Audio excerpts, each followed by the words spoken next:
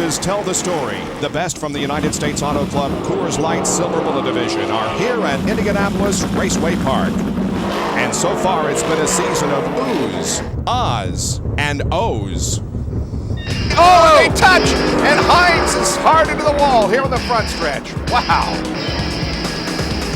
Parker right now is running a little bit fast. Oh, yeah, he's running. The coach says he's running fast. He sure is. He's banging into it. They are. Oh, man.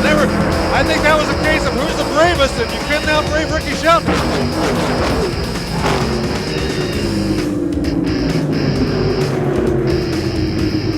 And Tyler Walker win his first USAC Coors Light Silver Bullet Division race. He's got the lead right now, but Aaron Fike is challenging. They're coming up on John Nervo to put a lap on him. Oh, he got ice. He's spinning the race car. Oh, my gosh. Well, until today, Jeff Gordon was the youngest winner in this division, 19 when he won in 91, but now Aaron Fike, 18 years old, has that record.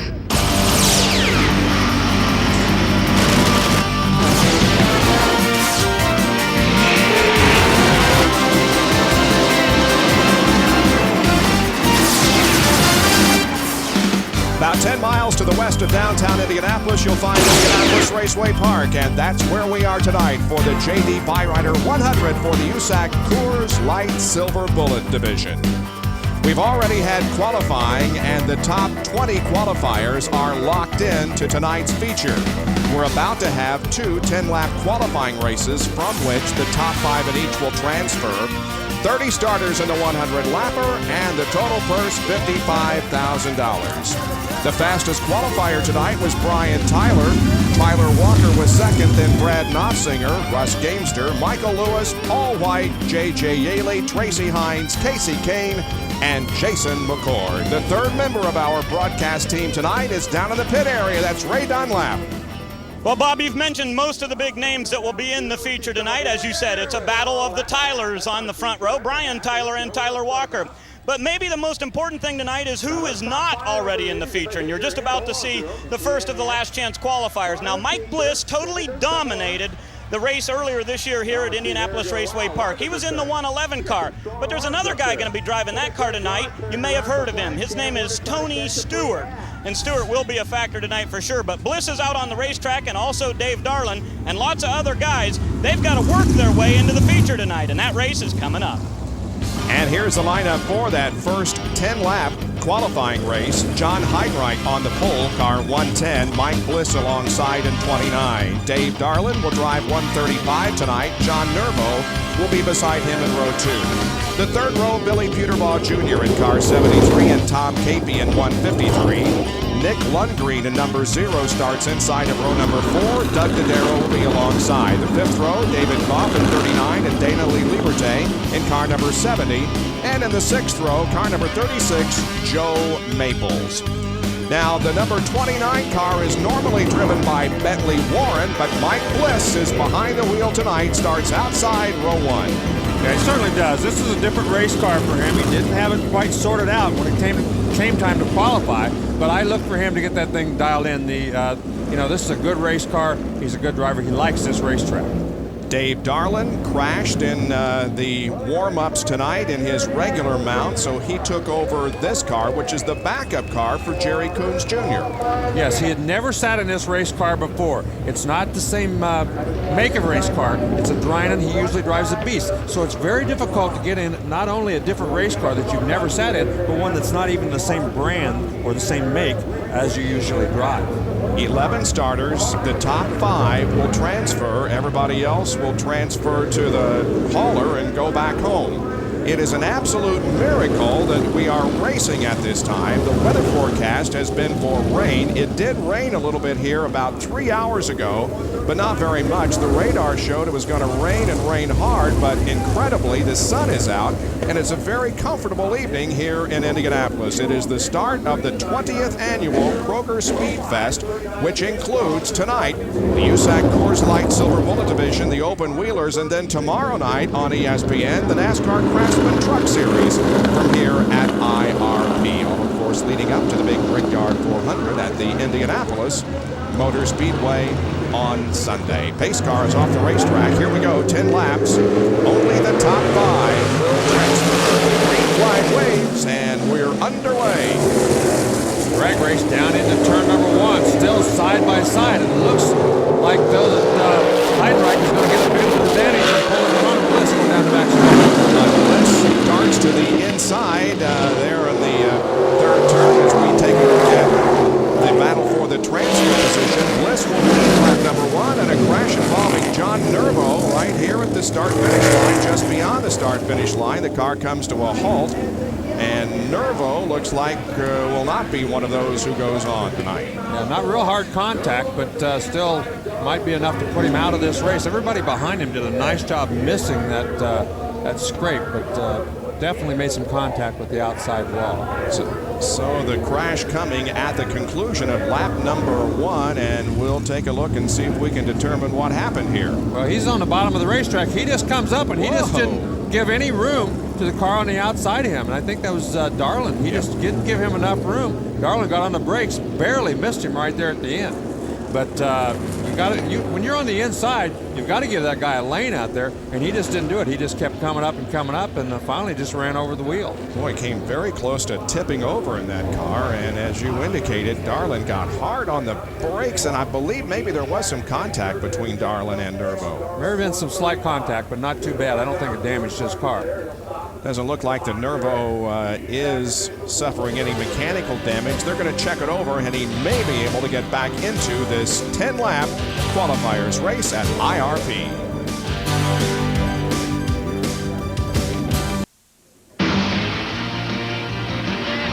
ESPN Speed World coverage of the USAC Coors Light Silver Bullet Division on Thunder is being brought to you by Red Zone from Old Spice. Intense protection for intense people. Top 5 after just 1 lap here in this 10-lap qualifying race. Mike Bliss is the leader, followed by junior Tom Capey and Doug Dodaro. And the Nerf bar on the 135 car, Darlin, looks like it's been damaged. Well, there's the front bumper. It was certainly damaged as well. But he banged into him a little bit when he went by. But the Nerf bar on the other side, it also had a little damage where that right rear got into it before he went up over the left front of the car. Down quickly to Ray Dunlap. Well, Bob, we see the 29 car, the leader, Mike Bliss. That is usually driven by Bentley Warren. It's actually his race car. But at Richmond in the last chance qualifier, there was a pretty big crash, and Bentley broke his sternum or cracked his sternum, so he's decided to sit out a couple of races. He said, I need to get a driver that can run at IRP. Well, why not get Mike Bliss, an 11-time winner at this racetrack? I got to believe, even though Bliss will be way back in the feature, he's going to work his way to the front in a hurry. Total of 11 wins here at IRP for Mike Bliss as the green comes out and we go back to competition. That is Dave Darlin running there in the 4th position now, and KP in 5th. And Billy Peterball on that green and black car there, he did a nice job. He moved up from 5th to 3rd right on the very first lap. But look at Heidreich. He's underneath Bliss, and Bliss is loose. You can see the back end of that race car sliding around on him. He almost came back and got into Heidreich. And they race down into turn number 1, and Heidreich grabs the lead from Bliss, but Bliss underneath Heidreich coming out of turn number 2, but will fall in behind him. So a good battle going on up front here between John Heidreich and the number 110 car and Mike Bliss. Here's 3rd, 4th, and 5th. That's Peterball, followed by Darlin in the 135, and then Tom Capey right now running in the 5th position. Yeah, Darlin's trying to make a move on Peterball. He's running that low line down about halfway down the racetrack. Can't quite get up far enough in order to move him over, though, and make the final pass. Dave Darlin is having a great year. He leads in the sprint and the midget points right now, and is 5th in this division in points. So it was very important that after crashing his car, he at least had a car to get into this race to gain more points. But right now, race in good shape at this point. In fact, trying to take over the 3rd position from Peterball. Yeah, Tom Capey back there in that red car hanging right with those guys. He hasn't really made any moves that made it look like he's going to try to pass either one of them. But when they're running side by side, it's pretty hard to do that because this racetrack just isn't wide enough to go 3 wide. Capey only 1 Silver Bullet start this year. That was at Nazareth. There is the 6th place car, and that is Doug Dodaro. But there's quite a bit of racetrack Now Capey's in good position. Yeah, those top 5 guys have pretty well got their places set. 6 on back has fallen way off the pace, so it doesn't look like we're going to have a real challenge for that 5th and final transfer position. And while we watch this battle for third, Heidenreich has just run away from the rest of the field. He leads easily over Mike Bliss, who has a comfortable advantage over this battle for 3rd and 4th position. Capey now looks to the inside of Darlin as they come through turn number 2. Capey a little bit loose and loses the momentum. Yeah, when you pull down the racetrack, this racetrack's got a funny bank to it, and when you get down to the flatter part of the racetrack, down on the bottom, it does loosen the race car up. That's one good thing about it, though. If you got your race car set up just a little bit wrong, if it's a little bit tight, you can move down on the racetrack and loosen it up, and you can move up and tighten it up. So you can do that as well. Billy Puterbaugh Jr., of course, a second-generation driver, currently 25th in the point standings in this division. His best finish came at Pikes Peak and at Richmond, 12th. So we continue to watch now, 3rd, 4th, and 5th as Hayden huge lead. There he is already going into turn number 3, while Mike Bliss, who was 2nd, is way behind. Yeah, we might tell you, there's the checkered flag. He is going to win this. He qualified fast enough to be in the top 20, but because he missed his line in qualifying, he had to run the semi-feature in order to make the race. And 3rd, 4th, and 5th finish in the same order in which they ran most of the event. Puterbaugh 3rd, then Darlin, and then Capey. There's the winner, John Heidenreich, who is tied for 8th in the point standings coming into this this event. 2 top 5s in 6 starts this year. Yeah, he did a nice job, but he was fast here earlier. As we said, I think he was actually the 18th fastest qualifier, but had to run this non-qualifiers because of the fact that he did not qualify in the position in which he drew. And when you do that, you have to run the non-qualifiers no matter what. But he'll be happy with that. He's only going to lose a couple of spots as far as starting position, and they'll go on and try to win the race. They're the top 5. Bliss 2nd, Puterbaugh 3rd, then Darlin and Capey. We'll always remember, of course, John Heidenreich's victory in this division. That came at Pikes Peak in 1998 in a race that we televised, and it went right down to the wire. Yeah, he had no right front left on that car at that point. We'll be back with the second qualifier in a moment.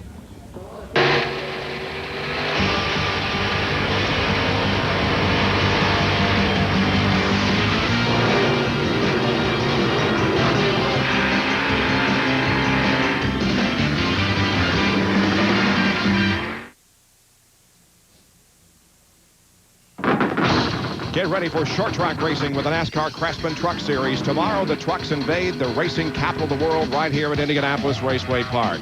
These guys are going to bump and bang off and on the track at this bull ring. The green flag drops tomorrow at 8 o'clock Eastern Time on ESPN, which is, of course, the exclusive home of the NASCAR Craftsman Truck Series. It is the Power Stroke Diesel 200. And again, it's on ESPN Live, 8 o'clock tomorrow night. For more, log on to ESPN.com. Here's Ray Dunlap. Oh, we want to talk to John Heidenreich, who won that last chance qualifier. Start 21st. That's not too bad, right? Well, yeah, we were real hoping for an up-front start on the deal tonight, but just got the motors back from Enders. The guys, John and Jeff West and all the guys back home, Billy, they worked hard getting the car together. We just had a little fuel pickup problem, so that's why we had to run the semi. We qualified through time trials, but we're running the semi, which is good. We got a chance to shake the car down. We were a little loose last time. Now we're a little tight, so now we got to find that happy middle or the sweet spot. You ran 16th here in May. What have you changed on the car to try to make it better tonight? We did a lot. We stiffened up the rear springs, and we changed some of our crossweight ideas, our stagger situations. So we did a lot of changing. The fun thing tonight, though, in that semi was to run with Mike Bliss. I mean, he's not running the Snyder car that he ran last time. He pretty much dominated us, but it was really neat to race with Mike. You get a chance to chase yourself and chase the car and work it. And the neat thing about this racetrack, Jason Leffler last year showed me about 4 different lines. So you might see the guys, if the guys come like Bliss had a killer setup last year, but this year you might see a handful of wheel turn it. But this racetrack, there's 3 or 4 places to pick it up, so it should be a good night. Learned an awful lot. He was the most improved driver back in 2000, and he wins the first last chance qualifier. We've got one more qualifying race coming up from Indianapolis Raceway Park. Welcome back to Indianapolis Raceway Park and Thunder. It's the J.D. Byrider 100 for the Coors Light Silver Bullet Division. Derek Davidson starts on the pole for this second 10-lap qualifying race. Chet Phillip alongside. Second row, car 74, Rich Tobias Jr. and Carl Edwards in number 3. Third row, Tony Elliott in number 20 and Jonathan Vinnard in 01. Fourth row, Dan Drinan in 07 and Billy Whitaker in 47. Dan Meservey in 58 and Dave McKnight in 31 make up the fifth row, and Gary Heber is back in the sixth row in car number 66. As we look toward the racetrack, Larry, we do not see Chet Phillip. He is apparently scratched. Derek Davidson will have the pole. He certainly will. Derek Davidson drives this BWB Hannig construction car. He does a lot of the work on this himself. He drives about an hour every day to go down and work on this thing, and they've had some on and off luck. They've been doing much better here later in the season, but they've had their bad days as well with that race car. And Tony Elliott will start in the third row inside of row number 3. He is currently 15th in the Silver Bullet points. Let's go down to Ray Dunlap. Well, Bob, keep in mind Derek Davidson ran a season's best 4th place here at IRP back in May, and he had to come from really deep in the pack to do it. So I think he's got a pretty good handle on this racetrack. Looks like we're about to go green in our second last chance qualifier. 10 laps of qualifying. Again, the top 5 will make it into the 100-lap feature, which, by the way, in case you're just joining us, Tony Stewart from the NASCAR Winston Cup Series, and of course a former regular in this division and other USAC divisions, will be in that 100-lap J.D. Byrider 100. Here's the green flag, and we are racing once again at IRP with Davidson dropping into the lead. Blue car didn't get a very good start. He got bumped by a couple of guys back there. And Carl Edwards in that yellow car on the outside of the front row, he didn't get a real zippy start either, but he did hang on to second place. And that's Rich Tobias Jr., who is running in the third position right now. That's the blue car. And then Tony Elliott in the yellow number 20 is running in 4th spot. But right now it is Tobias who's challenging the number 3 of Edwards. And back there in the 5th position is going to be who? Oh, he's in the 01. Yeah, Jonathan Vinnard in the 01 car, and that's Danny Drinan right behind him in the 07 car. And Drinan, of course, he hasn't run a lot the last couple of years, but he's getting back into this car, trying to get going again. But this Vinnard in the 01 car has only had a couple of races so far. This is the battle for second position as Tobias in blue continues to hound the yellow number 3 of Carl Edwards. And back here is the battle for the transfer spot, and Dan Drinan slides to the inside and almost slid up into Vinnard. Yeah, he got on the brakes. He could have hit him right there pretty good, but he got on the brakes, turned the wheel, and just barely touched him as he got up there. But if you're on the inside with that right front, you can tap that left rear and cause that guy in front of you a whole lot of trouble in a real hurry. There's the number 56 car. That's their 58, I should say, of Meservey. Yeah, Gary Heber right behind him. Heber did not do very well in qualifying for some reason. He's usually one of the top guys, and he didn't have a time, so he had to start last in this race. And now 5th place, Jonathan Vinnard pulls a little bit ahead of Dan Drinan. Meanwhile, up front, it is a runaway for Derek Davidson, who has put about almost a full straightaway between himself and the second place car of Edwards, then Tobias, then Elliott, and then that battle for the 5th position, which right now is held by Jonathan Vinnard. Edwards is hanging on to that second spot, even though it doesn't appear to me that that car is working all that great. He's got the left front up in the air. He's carrying that left front through the corner. And right there, you can see it up in the air. And that's just not the way you want to have these cars working. You want all 4 of these tires on the ground when you're on the pavement and working for you. Right there. See how far that thing's off the ground? It looks like it's running 4 or 5 inches off the ground through the corners. Well, that's Tony Elliott there in the yellow number 20 as he looks to the inside of Tobias, and Vinnard is catching up with Tony Elliott. So instead of being challenged for 5th position, Vinnard is in a position to challenge for the 4th position. Yeah, these cars are, they don't change a whole lot in 10 laps. When we get in a 100-lap race, the tires will change, the stagger will change. Oh, Edwards got on the brakes pretty hard there. That was the tire smoke where he jumped on the brakes and smoked that left front tire. In the 100 100 lapper, though, Larry, we will see tire conservation and all kinds of things that we don't see in this short event. Right, this is a sprint race. You just got to go for it. And Edwards looks like he's having more trouble the longer this race goes. If he does make this 100 lapper, he's going to have to make some changes to that race car because he's already slipping and sliding around after only 9 laps. Again, we see no battle, though, for the transfer spot.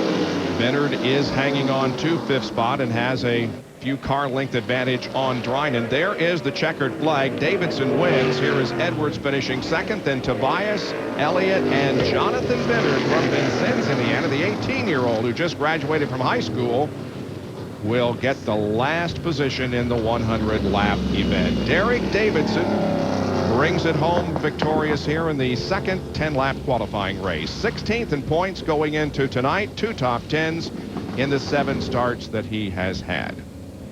Yeah, and he had a pretty good qualifying time, but just not quite good enough. He missed it by 1 spot. Davidson, Edwards, Tobias, Elliott, and Byrider are your top 5. And now we have a 30-car field for tonight's J.D. Byrider 100. And we will be back with some highlights of other events that have been occurring in the Indianapolis area in the past week. Stay with us for that here on Thunder.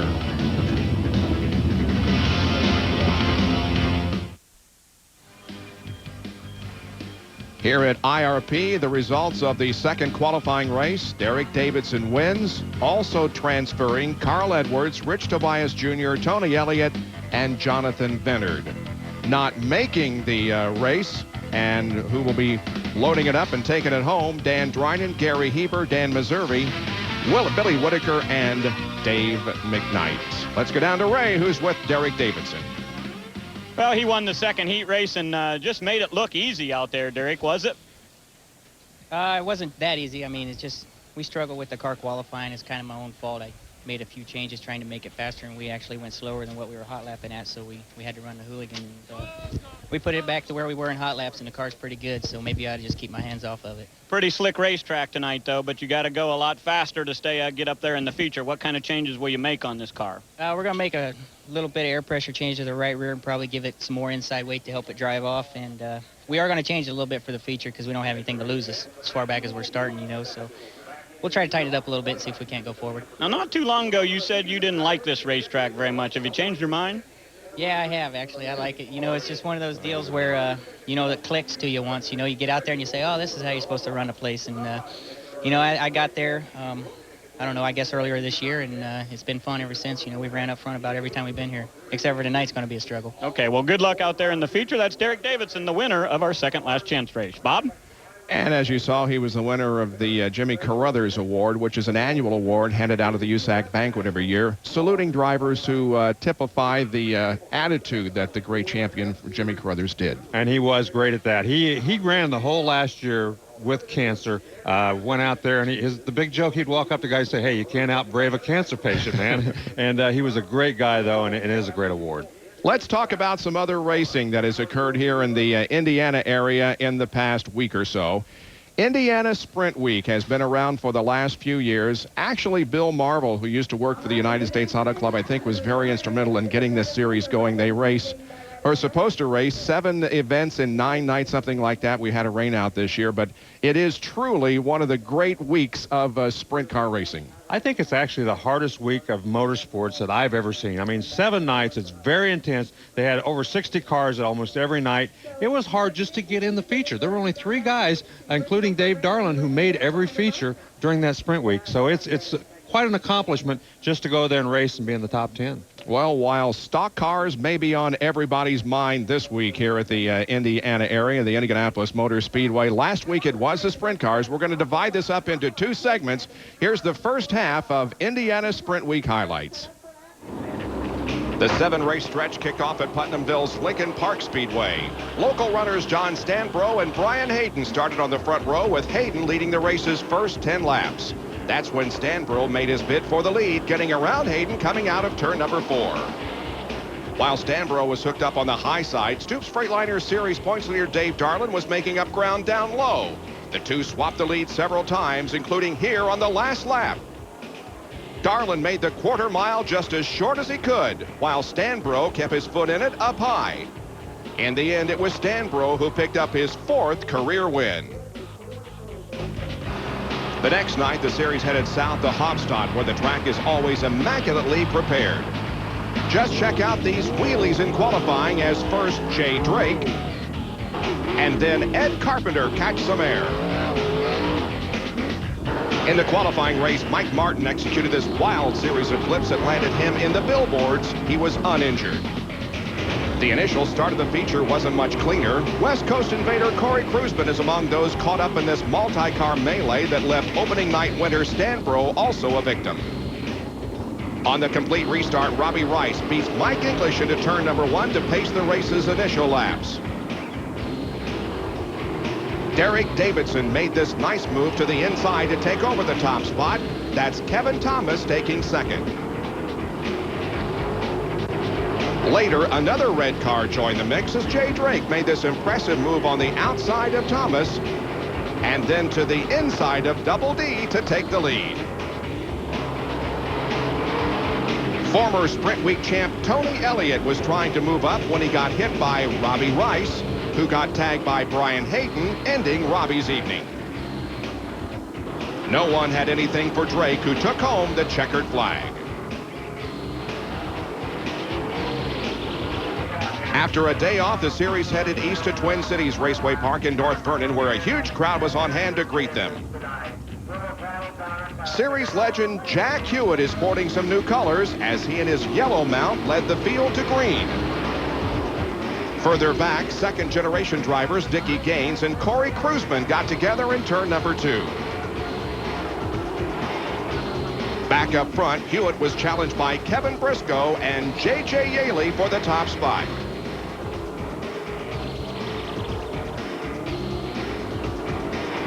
But Jack held them off to record his second win of the year. His 46th career win, becoming the second winningest driver in USAC sprint car history, only 6 behind all-time leader Tom Bigelow. And we'll be showing you the results of the other races in Indiana Sprint Week a little bit later and tell you who the overall champion was. Well, we have a nice crowd on hand here at IRP tonight, despite the fact that the weather was very threatening. And I would say that perhaps a large percentage of this crowd is here because they want to see this guy race here tonight. He used to be a favorite here. He's now a favorite in the Winston Cup Series. Ray Dunlap.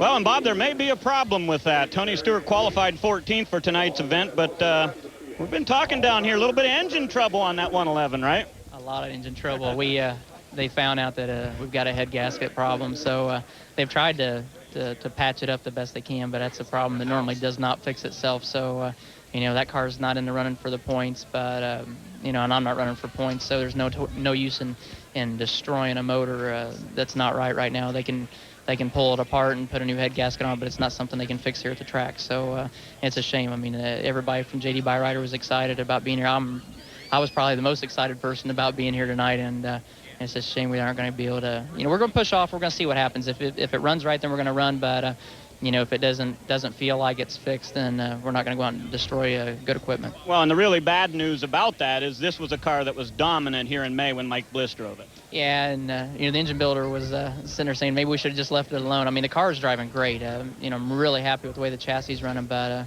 with the corners being as big and long as they are here, you've got to have a smooth throttle, and the motor's got to pull and have a good power curve to it. And, when I get wide open, it runs clean, but the part throttle stuff, it's really in bad shape there. So, if it's not right, we're not going to put ourselves in danger of tearing the motor up, and I'm not going to get in a bunch of guys' way and cause an accident. So we'll see what happens. We're going to keep our fingers crossed when we get off the line. Now, you won all 3 championships in the USAC divisions back in 1995, and you haven't run a lot since then. How much has it changed? This competition's pretty tough. It's real tough. Bob East has been the dominant car builder in this series, and I drove for Bob in 95 and 90, I guess 95, and I've driven for him ever since in the midget series. But his chassis, his Silver Crown cars are by far the best in the business right now, and there's so many guys that have got them now that it's tough competition. I mean, you can't be off a little bit like you could be a couple years ago, and just ask guys like Mike Bliss. I mean, Mike's the best in the business here at this place, and especially in a Silver Crown car. And we watched him run the suitcase race tonight, so it's getting tougher each night. But it's just a testimony to how good USAC is, and they've got a lot of young talent that's coming up in this series. That's going to be some guys I'm probably going to see running Busch Grand National and Winston Cup cars in the future. Well, there's a whole bunch of people sitting right back there behind you came to say hi, so get up there and tell them hey. I'll probably get up there and be sitting with them 10 or 15 laps into this thing, but hopefully we'll get to run a little longer than that. All right, we'll see if the engine holds out on that 111. Tony Stewart will start the race, but it's very questionable. Doing a fine job in NASCAR Winston Cup competition again this year, and it's great to see him come back and run this division. That's P.J. Jones right there with him. Yeah, those guys are obviously good friends. And Stewart also is part owner in the car that Casey Kane is running here, so he's pretty involved in all kinds of motorsports. And he's having a lot of fun. Indeed he is. All right, well, yet to come here tonight is a 100-lap feature, the J.D. Byrider 100. We'll take a break and be back with more in just a moment from IRP.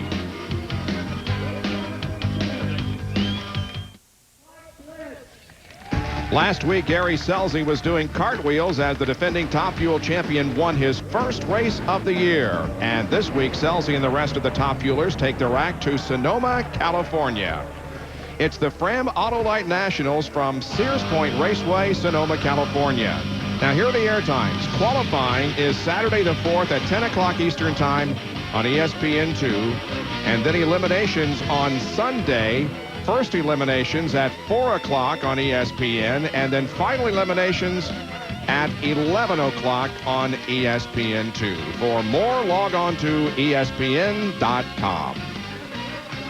We are awaiting the start of the J.D. Byrider 100 for the USAC Coors Light Silver Bullet Series. Some of the drivers are being introduced to the crowd right now. That's Johnny Heidenreich, who just was saluted. He, of course, was the winner of one of the qualifying races that we had here just a few moments ago. Well, we showed you part one of Pennzoil, Indiana Sprint Week. Now the conclusion of that, which featured 4 straight nights of racing throughout the state of Indiana. Last Thursday at Lawrenceburg, Tracy Hines pulled this wheel stand all the way down the back straightaway. In heat race action, the SCRA's Troy Rutherford got on his head, but without injury. Another big, enthusiastic crowd was on hand to wish the drivers well. Hobstadt winner Jay Drake and Eric Roberts started on the front row for the 30-lap main event, with Roberts getting to jump into turn number 1. Out of the second corner, however, Drake got a big run on the bottom and grabbed the lead. Just like at Putnamville, Dave Darlin was hooked up on the bottom side of the racetrack. He and Drake swapped the lead back and forth almost the entire race. On the final lap, the two raced side by side into turn number 3. Drake seemed to have the speed, but the track wouldn't hold him as he slipped over the edge, giving the series points leader his first win of the year.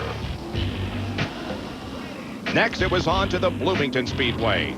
Drake again started from pole, but was beaten to turn number 1 by J.J. Yaley. When the pair got to turn 3, Drake was able to sneak past Yaley and pull out to a fairly substantial lead. But that lead evaporated in traffic. Watch the right side of your screen. The red car is A.J. Anderson bumping past Yaley for second and setting his sights on leader Drake. While Jay was waiting for the lap car to make his move, A.J. made his. Anderson led the last 6 laps to pick up his first career USAC Stoops Freightliner Sprint Car Series win in one of the bigger upsets in Speed Week history. A.J. showed he knows how to celebrate with a wild series of donuts in the infield.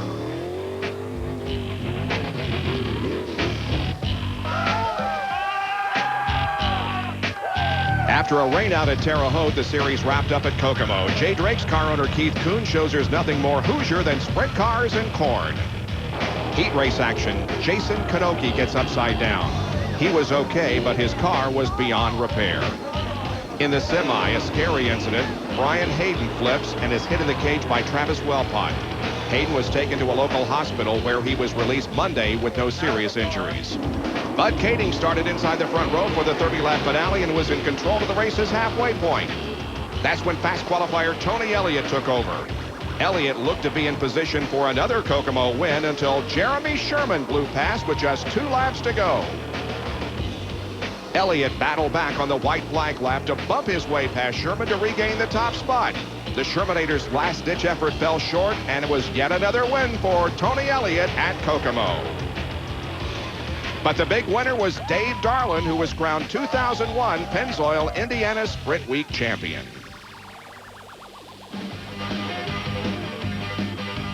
Congratulations to Dave Darlin, who was the Sprint Week champion. Now, in Lincoln, Nebraska, where the MSI WorldCom midget cars competed, Casey Kane was the winner there, followed by Tracy Hines, Jay Drake, Dave Darlin, and Davey Ray. By the way, the midget cars are running in the Belleville Midget Nationals this weekend. A big, big weekend for them. The point standings going into that event, Jay Drake just 6 behind Darlin. Fike is 91 behind Tracy. And Jerry Coons Jr. are 4th and 5th in the point standings. And, of course, several of those guys are here tonight. It's going to seem like old home week when we come back. Former ESPN analyst Ray Evernham will join us here in the booth at IRP. Stay with us. Just a few minutes away now from the start of the J.D. Byrider 100 for the Coors Light Silver Bullet Division here at Indianapolis Raceway Park. And the second fastest qualifier tonight, the guy will start on the outside of row number 1, Tyler Walker. And with us here in the booth is a guy who's very familiar with this car. And we're very familiar with him because, of course, he used to serve as our ESPN and ABC commentator last year when he wasn't doing anything. Now he's real busy. Ray Evernham, it's great to see you again. Great to see you, Bob. Tell me about this Tyler Walker car and your involvement in it. Looking to bring talent up, and Tyler's got a ton of talent. We wanted to get him some pavement experience, and USAC Silver Crown is a great way to do it. They can get some experience. You don't have to spend as much money running bush or truck or something like that, and it gets you an idea of what a kid's capable of. And Johnny Vance was gentleman enough and a good partner and gave us an opportunity to put our Mopar engines and Tyler in his car. Happy with the results so far? Not happy with the results, happy with the performance. We've been unable to really finish races. We've struggled with some engine problems. Hopefully we've got that past us. He qualified great tonight. He knew the boss was coming, so of course. So we'll see. I'm going to spot for him, so I'll just tell him, pass that guy. A lot of these guys have come through this division into the stock cars. Is there a lot that transfers, or does this kind of racing just teach you how to race? I think the big thing that you learn here is car control. You're in a car that is overpowered for the size of its tire. There's no downforce because they have no wings, and I really think it's a great way for these guys to learn how to drive a Busch Grand National or a Winston Cup car. Most of the guys that come out of here, Gordon Stewart, Schrader, those guys have tremendous car control, and I think it comes from these open-wheel race cars. So if you have, if this is successful, you're going to try with some other younger guys? Absolutely. Really like Johnny Vance. Hope to continue that partnership along with Mopar and just keep using USAC sprints and midgets and Silver Crown as a training ground. Now, you used to drive modifieds. Do you ever drive one of these things? No, but I'd love to. And Johnny had a car down there, another one, and nobody told me, or I'd have brought my suit. So I'm gonna talk Johnny into letting me at least practice one of these things. Johnny, of course, has been around USAC racing for years. Second generation. He must be great to work with. He is a great guy, and Johnny knows the chassis pretty good. He really does. He's got a good handle on what he does, and he works hard, and he's been a pleasure. It's been a great partnership.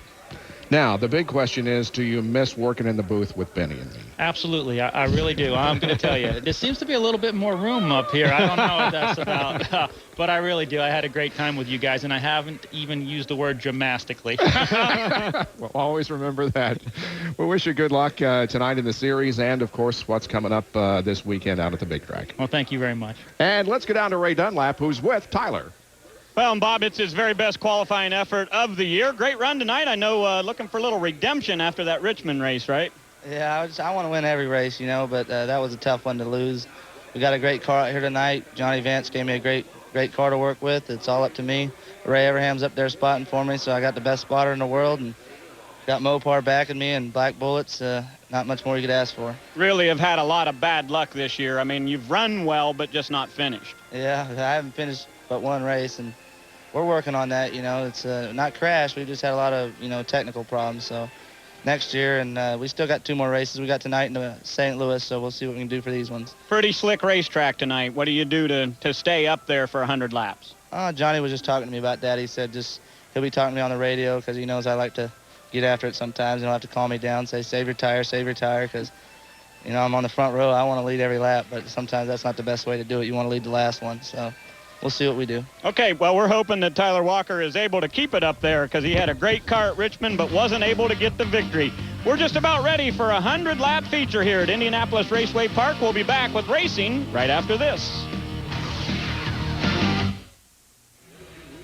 RPM Tonight is the nightly source for motorsports news on television since 1996. Sorry about that. See the latest edition with your host John Kernan weeknights for a recap of all the latest headlines. RPM Tonight on ESPN2. Ray Dunlap is with our pole sitter. Well, Bob, Brian Tyler had not won at Indianapolis Raceway Park until about 3 weeks ago, and you finally got a victory here in a sprint car. Can you do it tonight in the big car? We got a pretty good starting spot, and, you know, a couple weeks ago we won 2 races in a row starting from the pole, so hopefully we can make it 3 in a row. 13th in the points. What's going on? I know you've had a couple of blown engines. Yeah, we had a little bad luck at the beginning of the year. We had a couple DNFs with some blowed motors, and, you know, when you have a blowed motor in this series, as tough as it is, you drop a long ways in the points. So does that change the way you race these final events here when you're not worrying about points now? Can you go at it harder? I usually never worry about points. We go to every race to win, and, you know, if you win, the points will come with it. Okay, Brian Tyler is our pole sitter. The last time he won in the Silver Crown division was in the final race a year ago at Memphis.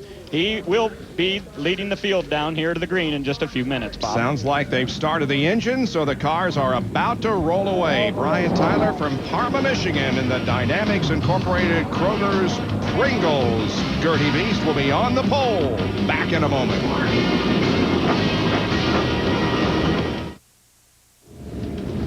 Tony Stewart waiting in his car to be pushed off. He will be carrying one of our CarQuest cage cams when this race gets underway. He will be starting. Yeah, he's always, you know, he's having trouble getting that thing going, and he's a real competitor. That's, no matter what you think of Tony Stewart, whether you like him, dislike him, he is a guy who wants to win. When he gets in that race car, there's nothing on his mind but winning. And he likes to race. He's going to race a stock car at Granite City next Wednesday, right after this thing is over. I mean, he races probably 4 or 5 times a week, kind of like Kenny Schrader used to do all the time. He'll be starting 16th on the outside of row number 8. And the number 111 car has been fired. And Stewart moving away, but again, he told us earlier that the car may not run very long. We're getting set for the 24th Coors Light Silver Bullet Series race here at Indianapolis Raceway Park.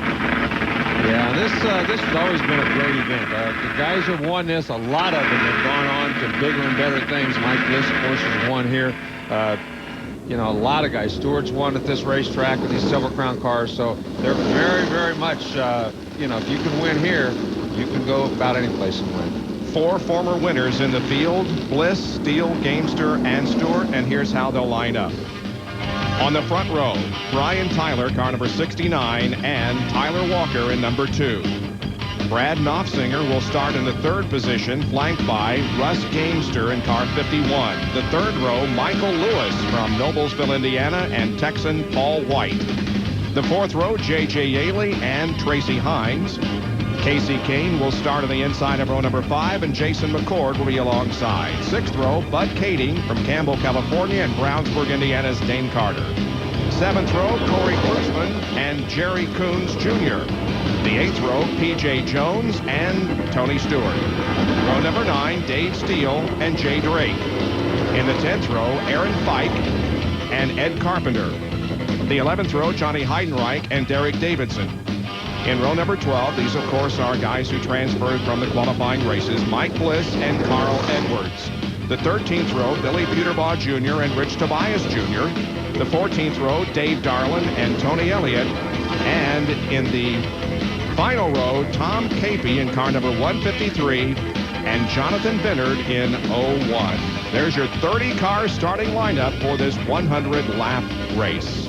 And that's a whole lot of cars on a track this size. There's Russ Gamester. He drives this Terre Haute First National Bank car. He's been up near the front for a long, long time. He's never been spectacular. He never gets the publicity he really deserves. He's always run extremely well in these cars. He's won several races, but it seems like he's one of the guys that everybody kind of takes for granted. But they better not take him for granted tonight, because he likes this racetrack and he's been fast here. He is currently the points leader in this division. There's Paul White. Right behind him is Tracy Hines. Paul White led points earlier this year. Yes, he did. And he kind of came on board. He was rookie of the year, and then last year he didn't have such a great year. This year he bought a brand new car, got a brand new beast, and since he's been in this car, he's been very much one of the contenders in almost every race right up front. Dave Steele from Tampa, Florida will be carrying one of our CarQuest cage cams. There he is, getting set to go. Dave Steele, former winner here at Indianapolis Raceway Park. Yeah, and Steele has, he starts back in 17th position, but he's always one of the best guys on pavement. He's a specialist on the pavement. He's very good. Tony Stewart is back in the back. He's opted to start dead last, so obviously he does have some problems, and that's not good. Tony Stewart has 1 win in a silver bullet car here at IRP, 3 wins in points, 6 in midgets. And here's the green flag. We are ready to go, and already we see James Ray hard on the binders getting into turn number 1, and the JD Byrider 100 is underway as they move safely through turns 1 and 2 down the backstretch. And about to complete lap number 1, that is Brian Tyler at the front of the field with Tyler Walker running in 2nd position, Heidenreich 3rd. Now remember, these cars have 75-gallon fuel tanks. That whole tail section is a fuel tank. It's all behind the rear wheels, or about 80% of it is behind the rear wheel. So when you put in about an extra 300 to 400 pounds of fuel back there, it really changes the handling character to kind of set them up so that they can run both at the beginning and at the end of these 100 laps. I should have said Knopfsinger is running in 3rd position. He was trying to challenge Walker for 2nd. Meanwhile, he loses his spot, at least temporarily, to Michael Lewis, the driver from Noblesville, Indiana. Remember, he was injured in a sprint car crash in one of our Thunders at Eldora, but is fine now. We're on board with Dave Steele. Yeah, and he's still mired back there. Oh! Darlin's got the left rear. Looks like they stripped serration in the bar, and the left rear is dragging the ground. So the serration that holds the bar up, or the stop that holds the bar up, looks like it's gone. So the whole car's dropped down and dragging. It has been a tough night for Dave Darlin. He crashed his primary car in hot laps, and now he's out of the feature here very, very early. Meanwhile, they continue to run in basically the same order. Tyler has a large lead. There's Knopfsinger running down behind Michael Lewis, and J.J. Yaley is right behind Knopfsinger. Yeah, Yaley just kind of holding his own right there. Everybody's pretty content right now just to run in the same spot. There's a lot of sparks coming out of Yaley's car for some reason. Looks like it might come out of the brakes. And that's Russ Gamester, the points leader, right behind him in car number 51. And there is Bliss and Stewart. Bliss in the number 29 car, and Tony Stewart in the 111. And they've already passed some cars. That's Tony Elliott running right behind them. Yeah, Stewart's moved up several positions. He may be sorry he dropped to the back of the field because he's been picking them off pretty quickly here in the early going. Maybe he just did this so he can claim that he can pass the entire field with him tonight. Well, some races, you know, that you start dead last, you get an extra 50 grand. Maybe he thought that's what they were doing here tonight. Anyway, he is moving up through the field. Rich Tobias Jr. is right ahead of him. So Tony Stewart, right now, things are going okay. We're on board with him. He tries to go to the inside of Tobias. Can't do that. That's Carl Edwards in the yellow car. Also up ahead of him, he goes to the high side of the racetrack here in turns 3 and 4 and tries to go between the wall and Tobias. Wow. Had to back off. Yeah, you got to make sure that guy knows you're there. Right there, Tobias, he wasn't up far enough that Tobias knew he was out there. And boy, if he doesn't know you're there, he can squeeze you in the fence and cause you all kinds of problems in a hurry. And tried once again unsuccessfully to get by on the inside of Tobias in turns 1 and 2. Now successfully does in turns 3 and 4. So move Stewart up one more position. Carl, you see the smoke coming out of there? That's not good. He said he wasn't going to go stay out there and blow that engine, but I think maybe what just happened wasn't a good thing. There's smoke coming from it, and he's waving the left arm, and it looks like it is all over for Tony Stewart. That's too bad, because Tony, as we have documented, just loves to go racing, and he had great hopes here tonight to begin his weekend at Indianapolis, but unfortunately, the car has given out on him. So Stewart is in pit lane and apparently is going to be out of the race. Meanwhile, on the racetrack, Brian Tyler has opened up a substantial advantage over Tyler Walker as Tony Stewart brings the car back into his assigned pit area. Well, Jack French is the chief mechanic on this car. He's been taking care of it now for a couple of years. And obviously he and Tyler got together. They put a setup on that thing that's very, very good here early in the race. Just have to hope that it doesn't go away as the laps go on. So the top 4 remain the same. Tyler Walker running second, then Lewis and Knopfsinger. Tony Stewart out of the race. We'll be right back.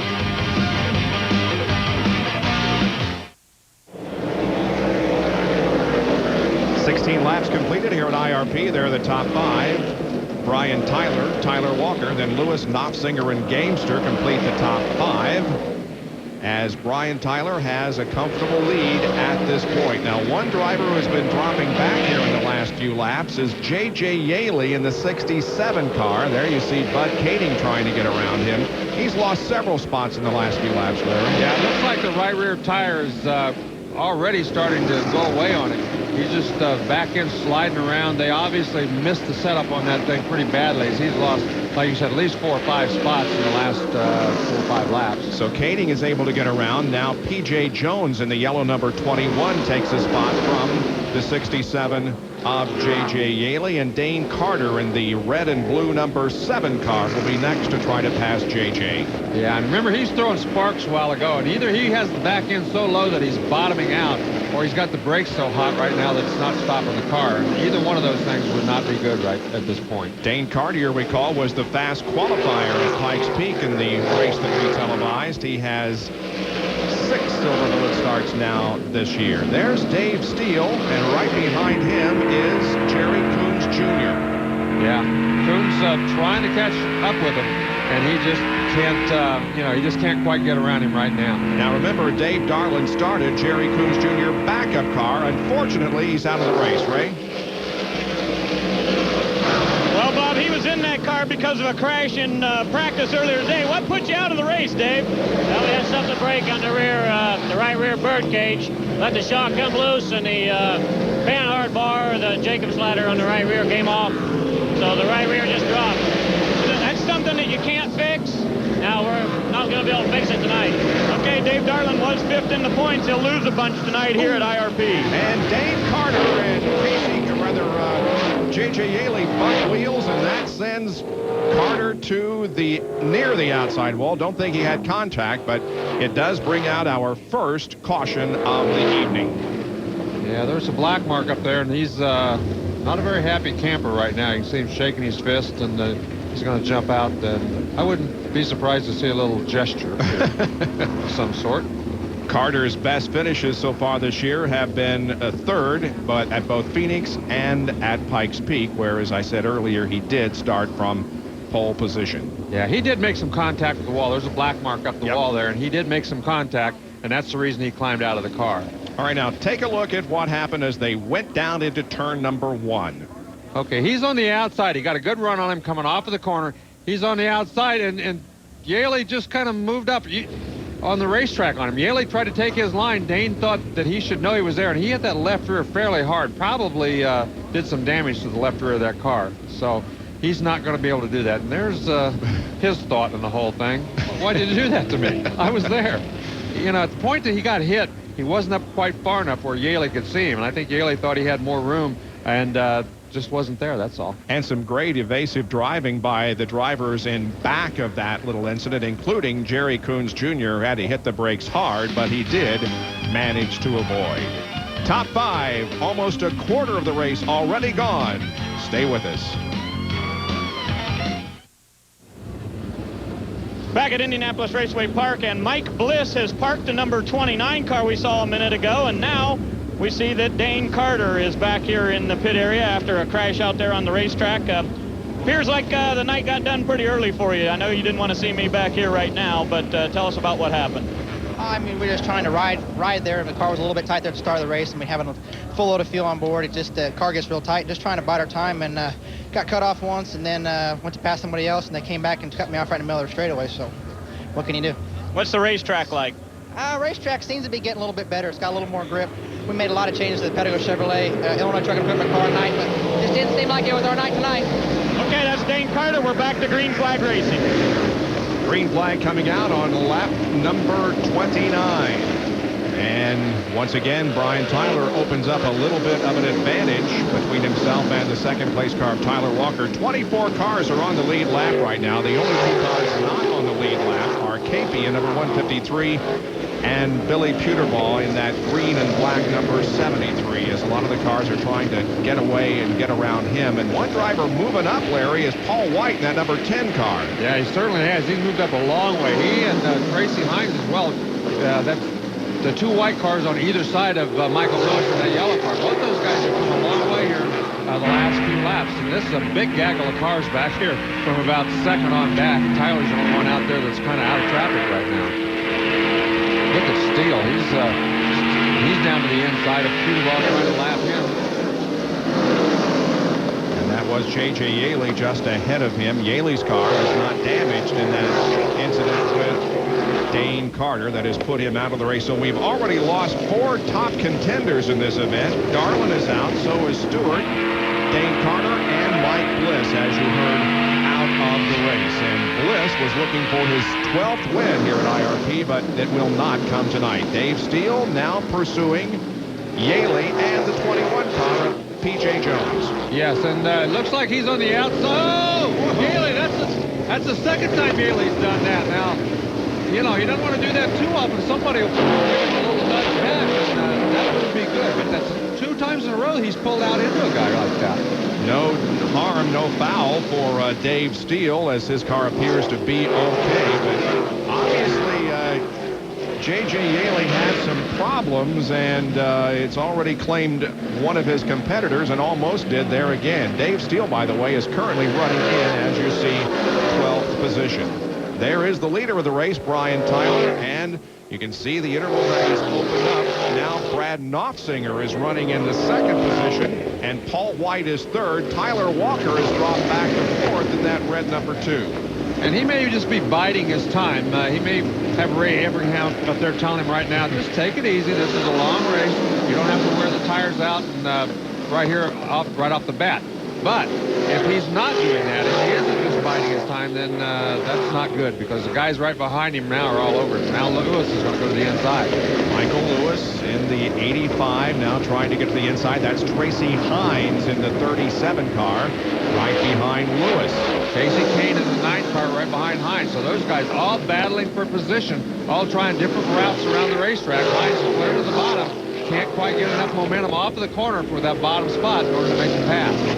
Tracy Hines, the all-time win leader at IRP in sprint cars with 6 victories. He has 2 midget wins, but he has never won in a silver bullet car here at IRP. That's Hines in the 37. And now we see Lewis and Tyler Walker running wheel to wheel through the 3rd and 4th corners as Lewis tries to get the advantage. Maybe he'll be able to do so going into 1 and 2. Yeah. He did a very nice job. Wheel to wheel, they never touched, but he just kind of squeezed him out. He made him move over. Now that Hines does the same thing, as Tyler Walker's lost a couple of spots here. And here comes Casey Kane in the white number 9 car. Kane 11th in silver bullet points coming into this event. Best finishes of 2nd at Nazareth, 6th at Irwindale, and 8th in an earlier appearance here at IRP. Hines to the bottom. Michael Lewis, he gets up the side of him in the middle of the corner, but can't get off the corner quite fast enough to make the pass. Now you can see Casey Kane. Now he's going to try the inside of Tyler Walker. And Casey Kane is doing a lot of racing this year. Not only is he in this series, he is currently 8th in USAC WorldCom midget points, and he is running wherever Ford wants him to run in some of the open wheel divisions on road courses, trying to bring this young man along. Yeah, it's my understanding that when you sign up to run out Steve Lewis midget, you sign a contract with Ford, and they can kind of put you where they want as far as the racing goes, and that's what's happened to Casey Kane this year. And a couple of side-by-side battles here. Lewis holding off Hines, and Kane holding off Russ Gamester there in the 51. Yeah, he just went around Tyler Walker. Just past Tyler Walker. Now Gamester's all over him. As we're riding along here with David Steele, and look at the right front brake on that car. Look how hot that thing is. It's glowing.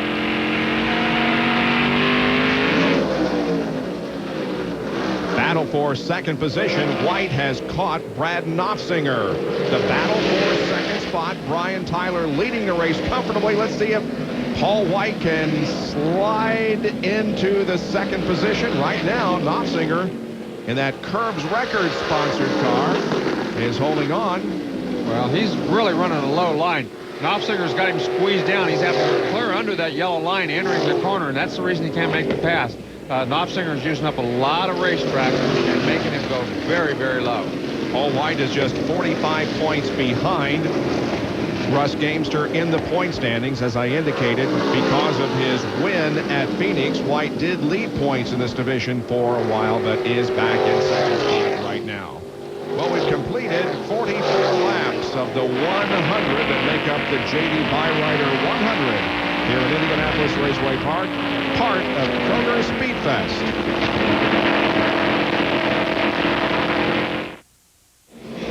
Top 5 here at Indianapolis Raceway Park. Half the race is over. It's Tyler, Knopfsinger, White, Kane, and Michael Lewis as Tyler now begins to again lap some of the slower traffic. Just put another lap on Billy Peterbaugh Jr.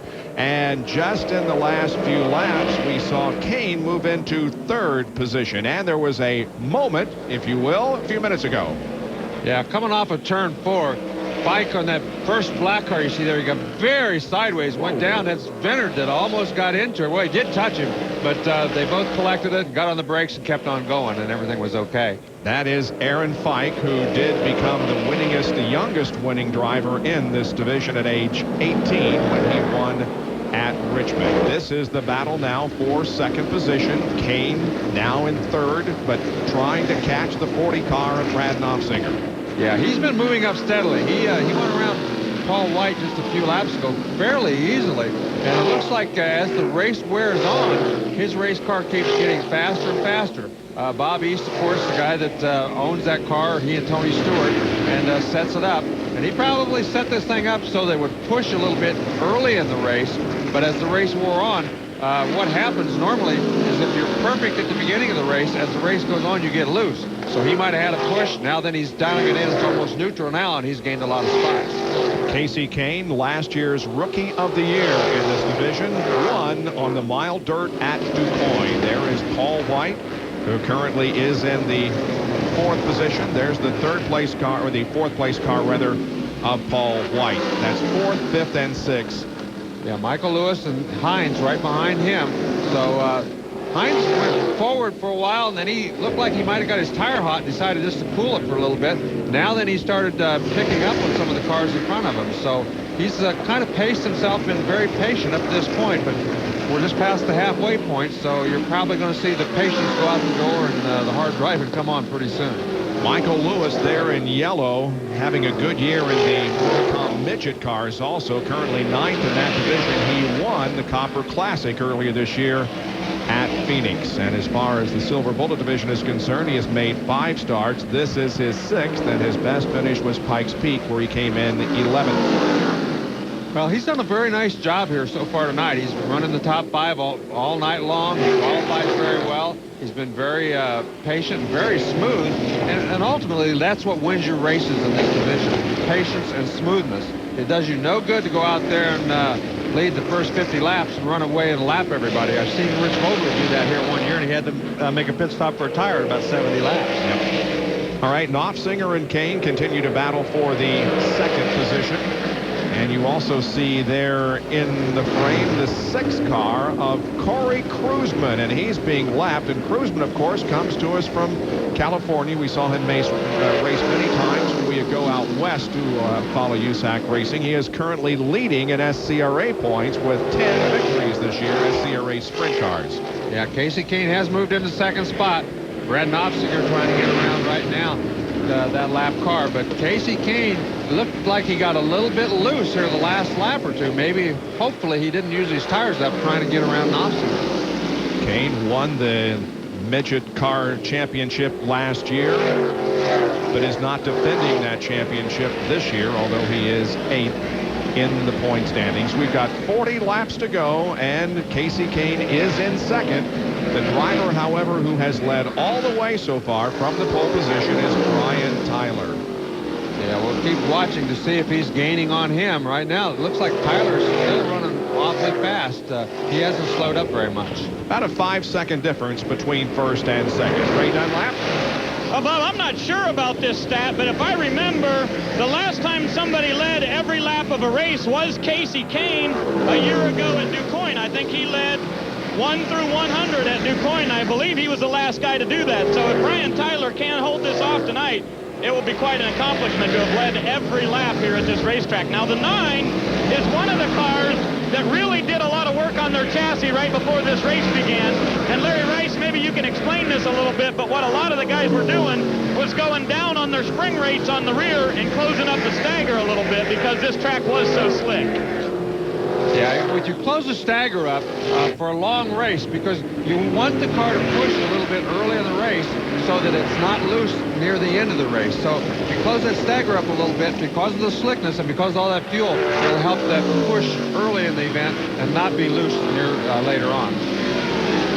All right, here's our leader, Brian Tyler, as he completes lap number 64. Brian Tyler leading the J.D. Byrider 100 here at Indianapolis Raceway Park. Kane is second, then Knopfsinger. Back in a moment. Brian Tyler on your left continues to lead the race. Remember I said a few laps ago he had about a 5-second lead? Wrong. He has lost that lead mainly because he had to go through a lot of traffic. But it looks like that Kane, who is now on the right side of your screen in that white car, really caught traffic at a better point and therefore was able to cut into Tyler's lead. Well, when Tyler caught him, they were running 2 abreast, about 6 of them running 2 abreast, so he had to kind of separate them. So he kind of split the waters, and once they got separated, it made it much easier for Casey Kane to get through. He really closed the gap. He came from probably 5 seconds down to about 1.5 seconds back right now. So he was got the real advantage of Tyler running into that lap traffic first. There are still 15 cars on the lead lap, and we have just 30 laps to go. There's Casey Kane running in second spot. He just passed Tony Elliott to put a lap on him, but there are 15 cars on the lead lap. Casey Kane now trying to chase down the leader, Brian Tyler. And Tyler seems to have that car pretty well dialed in. Once he got through that traffic, he's been maintaining a pretty good distance. So Kane's going to have to reach in his little trick bag here and pull something out here in the last 30 laps, which, believe me, he can do that. I've seen him do it before. Well, another top contender has dropped out of the race. Jay Drake pulled in just a few moments ago with some kind of a mechanical problem, so add him to the list of those out of the race. And that list includes Bliss, Carter, Stewart, and Dave Darlin. And there is the 62 car that was occupied by Jay Drake, but now sits on pit road. And that was Keith Coons looking over. He's the guy who owns it or works on that car, doesn't actually own that one. But once again, Casey Kane now is closing up on Brian Tyler. You can bet that Tyler's guys are saying, okay, Brian, it's time to pick it up a little bit. If you got anything left, now's the time to do it because Kane is catching you quickly. Brian Tyler was a 1996 and 97 sprint car champion in USAC competition, scored back-to-back wins this year in the sprint cars at Toledo and at Indianapolis Raceway Park, where we are tonight. But now, with just 25 laps to go, we have a race. Kane may have his opportunity to get around for the lead. Out of corner number 2, not this time. Yeah, he appears to be working just a little bit better. Looks like Tyler's going up the racetrack and not working quite as well. Kane can run right around the bottom of the racetrack. Now that corner looked like Tyler ran a little lower through the corner and actually held his own. Well, at this point in the race, Larry, with about 25 laps to go, you want to be first or second? Well, I always want to be leading that baby. I want to make that guy work to go around me. So I think Tyler's in the best spot, but it appears that Casey Kane has the fastest race car right now. Bob East, he sat down and figured out what they needed to do to make that thing fast for the last half of the race. They obviously guessed right. Now, Tyler, on the other hand, he and Jack French, they had that thing set up fast right from the get-go, and it appears to be not quite as fast now as it was earlier in the race, though. Both cars a little loose. Perhaps that indicates tire wear on both cars, and maybe it will come down to who has used up his tires most. And I would say maybe at this point, Kane has worked a little harder for where he is than Brian did. Well, the other thing is lap traffic. They're going to get in some more lap traffic. And when you can see it right there in front of them right now, there's a couple of cars. The guy who gets through that lap traffic best is going to probably win this race. Tyler's coming right up. That's Jonathan Vinard, that black car right in front of him. If he can get up there and get through past those guys right away, then he's going to be okay. If he gets hung up there, he's going to give Kane an excellent chance to go somewhere on the racetrack and try to get around him. And the other car is Derek Davidson, the red car. So now both Tyler and Kane will have to try to get around this slower traffic with just 20 laps to go. And ooh, Vinard moved right down on Tyler coming out of the second corner. Yeah, Tyler's doing a smart thing, though. He's using the bottom of the racetrack. It seems like later in the race, when your tires get kind of wore out, the bottom of the racetrack is the best place to be. So you want to make Kasey Kahne go around you on the outside. You don't want to give him the easy route. You want to make him take the hard route. They get around down Derek Davidson with ease, and now up in front of them now is Corey Kruseman. So we still have a great battle on our hands here as the laps continue to count up. 81 have been completed. They come down to complete lap number 82. 18 to go, and Tyler still holds on to the lead. Yeah, and he went around the outside that time of Capey. Oh, he got a little high down there in the corner, but he gets a good run off of the corner and maintains that first position. But Kasey Kahne has looked everywhere. He's tried a little bit high, but his real chance looks to be right in the middle of the corner. He's running faster right through the middle of the corner on the bottom side. So if Tyler slips up a little bit too high, he's going to get that position. This is without question the best battle on the racetrack. Third place car, Brad Knopfsinger, about a quarter of a lap behind and still running in fourth spot is Paul White. But right up here is where the action is, down to the inside of Carl Edwards. Yeah, and you can see Kasey Kahne, he's sitting back there. He's just trying to figure out a way. He knows the laps are counting down. Only 16 laps to go, and he's trying to figure out. He's running a little faster, but not enough that he can just go up there and pass him. He's got to figure out a way to make Tyler make a mistake. Kasey Kahne finished 8th here in the Silver Bullet competition early in the year at Indianapolis Raceway Park, and is looking for the win here tonight. Now you see them coming up on Dave Steele, who is just about to be lapped, and Steele is running in 13th position, so there are 13 cars on the lead lap, and Dave Steele, with whom we ride with our CarQuest Cage Cam, is the next to be lapped. We look back to both Tyler and Kane. Tyler doing a nice job. He's protecting the inside, entering the corner. He enters very low, and he slides up in the middle of the racetrack. Right here, that's where Kasey Kahne has an opportunity, and right there he got in under him. Now let's see if Tyler can get back down there and protect the bottom getting into the corner. Yes, he does. He says, you want to go by me, use it under that yellow line, not above it, man. Nice job of staving off the challenge by Brian Tyler. Now they come up on Dave Steele to try to put him a lap down, and Brian Tyler gets by him, and so does Kane. Yeah, Steele lets him go. He knows those guys are racing. They're telling him on the radio, these guys are racing for the lead. Don't get in the way. So he got out of the throttle, let both of them go by. Now that Kasey Kahne doesn't have any lap traffic to help him out here, at least for the next 2 or 3 laps. See, he's going to go in real high now and see if he can move the outside. Tyler's been blocked at the bottom side, but boy, right there he moves back up in front of him. So he's making it very, very hard for Kasey Kahne. He sure is. Let's see who leads these last 11 laps. 89 now completed. 11 laps to go. And Kane will once again look to the outside.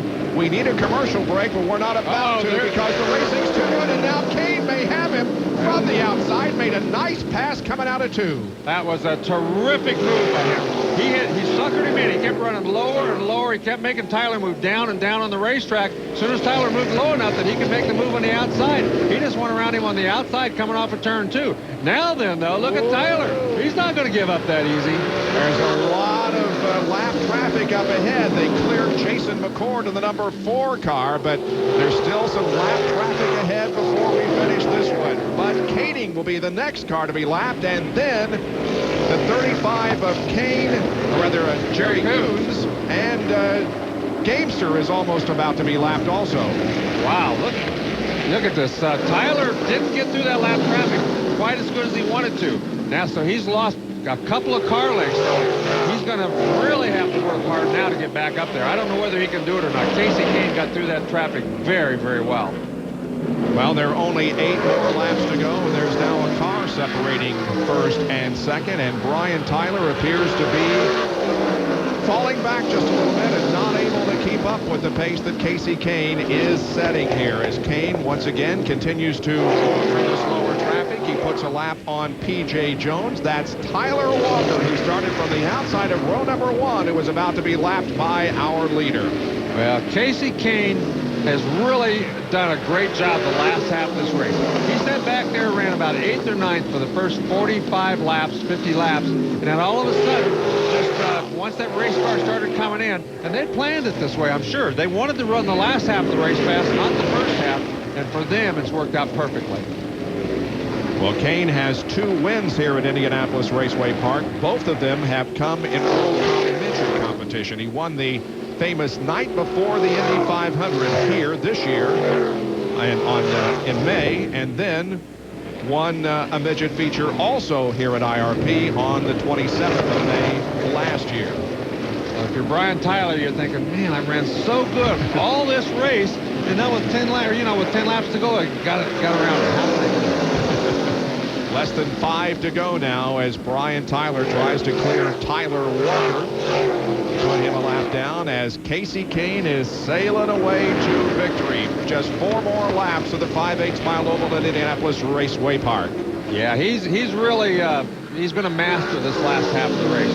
You can see he was a little faster. I didn't know whether he was going to get the job done, but once they got in that lap traffic, he really did a nice job. He used the racetrack. He moved Brian Tyler down on the racetrack and then went around him on the outside. And there is Aaron Fike that is being lapped.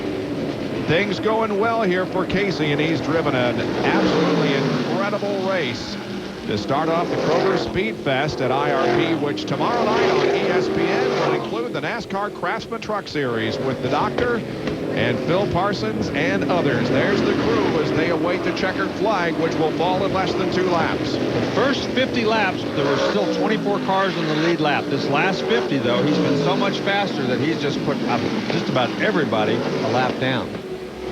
And looking at the white flag, 1 more lap to go for Casey Kane from the state of Washington. And Ucklaw, Washington, as a matter of fact, is where he calls home, but he hasn't been in the Pacific Northwest very much recently. He's been driving race cars all around the country, and he has driven an absolutely incredible race here tonight to come off quarter number 4 and win the J.D. Byrider 100 for the USAC Coors Light Silver Bullet Division.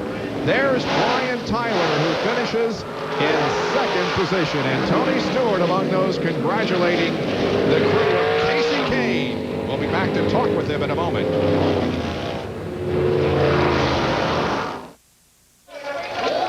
It's his 2nd win in the USAC Coors Light Silver Bullet Division. He won at DuQuoin on the mile dirt, and now he wins tonight on the paved 5/8 mile track at Indianapolis Raceway Park. Casey Kane, the 17th different winner in this division in 24 Silver Bullet races here at IRP. Let's go to Victory Lane. Here's Ray. Well, Bob, he's certainly making the most of his limited USAC appearances this year. 3 for 5 in the midget division. And tonight at IRP, Casey Kane gets his 2nd victory. Just an outstanding race car you had underneath you tonight. I know you kind of bided your time to get up there, but once you were there, then it was dominant. Yeah, we had an awesome car, Team ASC, and everybody here, Beast, everybody that works on this, Mark. I mean, there's a bunch of guys that work here, Bob East, and, we had an awesome car. We a little off in qualifying there, but, I knew we had a good car and for the race, and just kind of bided my time, make sure we didn't have no problems, and, got up to the front, and then it took a while to get by.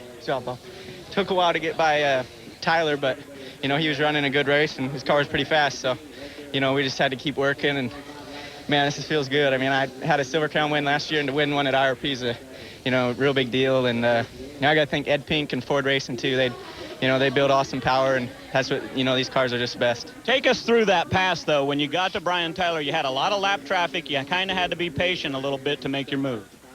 Yeah, he was, he was running a little bit higher in the center of the corner so I could get kind of close to him, but then once, on exit, he was cutting down, and, just kind of hold me up a little bit, but, that's what you got to do. And it just took a little while. Finally, I set him up and went around the top, and in lap traffic, it was pretty good. So I really want to thank Gary Zeroni, and he's not able to be out here right now, but he's an awesome guy, and I'm in a Silver Crown car because of him. So I really thank him and his family. And it looks like you had a lot of fun, too. Yeah, I did. That was a fun race. Okay, a big smile on Casey Kane as he gets the victory tonight. The last time the number 9 won was right here at IRP a year ago as Jason Leffler won in May. It's been a while, but Casey Kane did it tonight. Check out the top 15 finishers in the J.D. Byrider 100. Kane wins. Brian Tyler finishes second. Then Brad Knopfsinger, J.J. Yaley, and Michael Lewis. 6 through 10, Tracy Hines, Paul White, P.J. Jones, Tyler Walker, and Russ Gamester, the points leader. And 11 through 15, Bud Kading, Jason McCord, Dave Steele, Derek Davidson, and Jonathan Vennard. Well, Brian Tyler led the most laps, 90, but he didn't lose the lead, the last 10, right?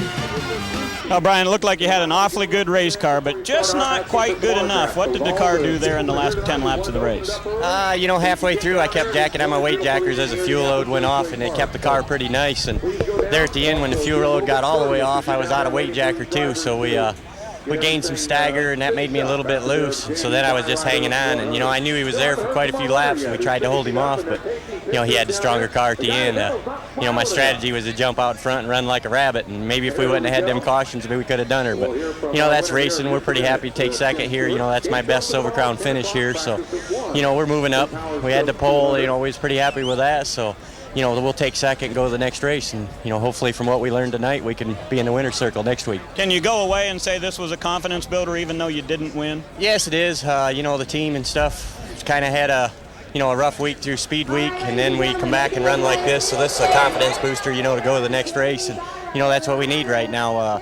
We had a couple DNFs at the beginning of the year, so that knocked us out of the points, so now we're here to just win every single race. Okay, that's Brian Tyler. Had a great car tonight, but he finishes second. And next up in the Kroger Speed Fest is a NASCAR Craftsman Truck Series Power Stroke Diesel 200. You can see that live on ESPN tomorrow night at 8 o'clock Eastern Time on ESPN, the exclusive home of the NASCAR Craftsman Truck Series. Well, we'll be back with more post-race activity here at IRP as Casey Kane has won the J.D. Byrider 100.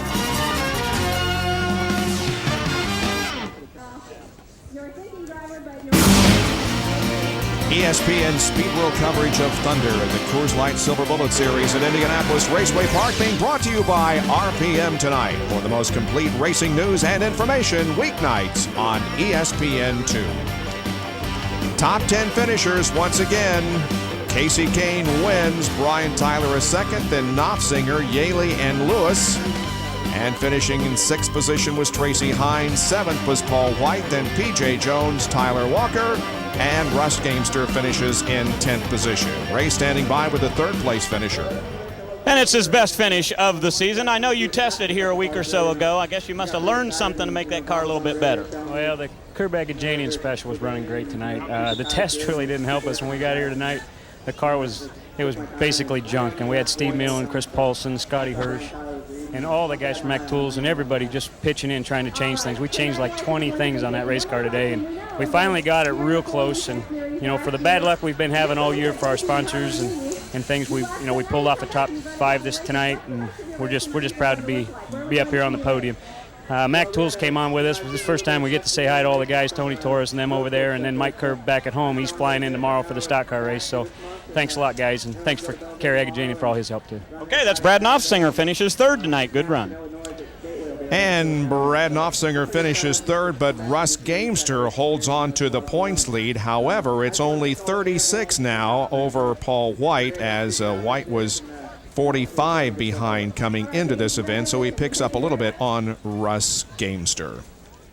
Well, we have Thunder coming up from Cedar Rapids, Iowa on September the 9th at 8:30 Eastern Time on ESPN2. That will be the USAC Stoops Freightliner Sprint Car Series.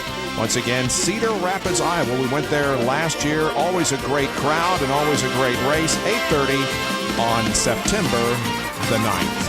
Well, a good start to Kroger Speed Fest here tonight, Larry, and Casey Kane with an outstanding performance. We'd like to thank everybody at CarQuest Auto Parts for their cage cam that they sponsor for your local CarQuest Auto Parts store. Call 1-800-492-PART. Yeah, I got to give a tap of the hat to J.J. Yaley. He made a great comeback after having a pretty rough first half of this race. Trucks coming up tomorrow at 8 o'clock Eastern. WNBA is next. This has been a presentation of ESPN, the worldwide leader in sports. For more, log on to ESPN.com.